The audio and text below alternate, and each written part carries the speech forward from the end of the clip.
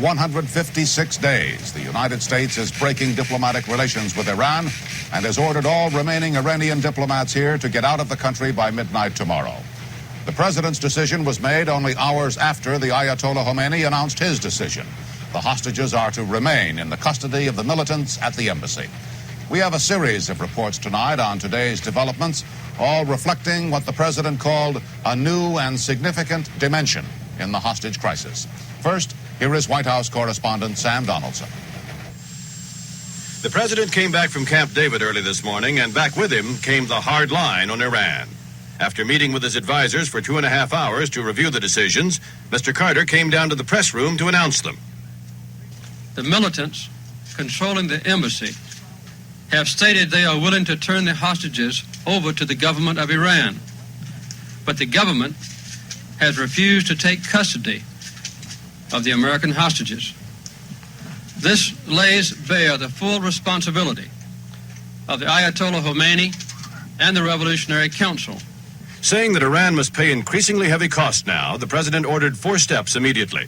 A complete break in diplomatic relations. Iranian diplomats must leave the United States by tomorrow midnight. Official sanctions prohibiting exports to Iran.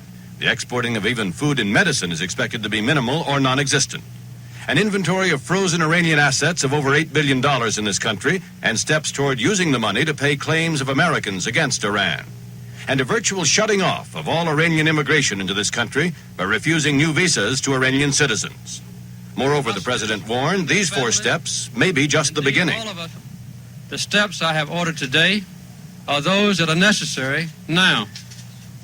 Other action may become necessary if these steps do not produce the prompt release of the hostages.